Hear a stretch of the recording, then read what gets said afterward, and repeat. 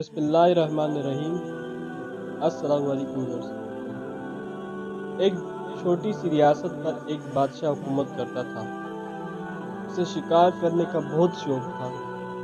ایک روز بادشاہ اپنے سپاہیوں کے ساتھ شکار کرنے نکلا۔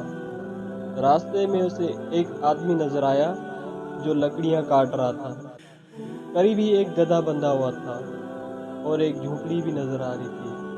بادشاہ یہ دیکھ کر بہت حیران ہوا کہ اس غریب کی جھونپڑی بہت چھوٹی تھی اور اس میں صرف ایک ہی آدمی لیٹ سکتا تھا۔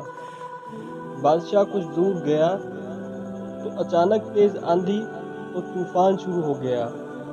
بادشاہ کے سپاہیوں نے فوراً اسے واپس جانے کا مشورہ دیا، لیکن بادشاہ نے کہا کہ تم سب واپس چلے جاؤ، میں تو اس آدمی کی جھونپڑی میں رات گزاروں گا۔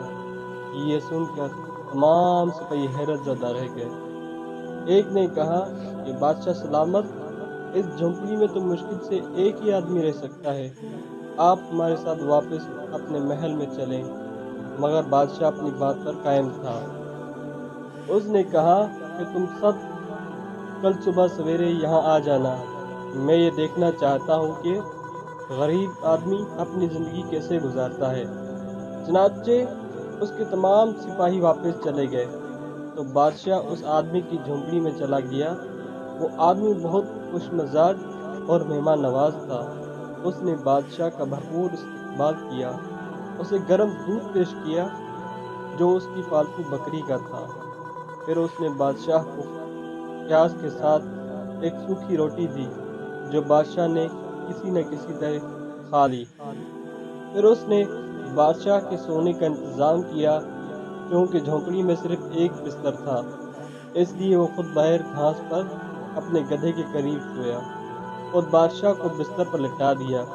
پوری رات بادشاہ کو نیند نہیں آئی، کیونکہ اسے اپنے محل کے نرم بستروں پر سونے کی عادت تھی۔ صبح اس نے آدمی سے پوچھا، آخر تم شہر کیوں نہیں رہتے؟ اس نے کہا، بادشاہ سلامت، میرے پاس اتنے پیسے نہیں ہوتے کہ میں شہر کی کرائے برداشت کر سکوں، اس وجہ سے ادھر رہنے پر مجبور ہوں۔ بادشاہ کو سن کر بہت دکھ ہوا۔ اس نے فوراً اپنے محل کا ایک کمرہ اسے مفت میں دینے کا حکم دیا اور شاہی خزانے سے اس کے لیے ہر ماہانہ وظیفہ بھی جاری کروا دیا۔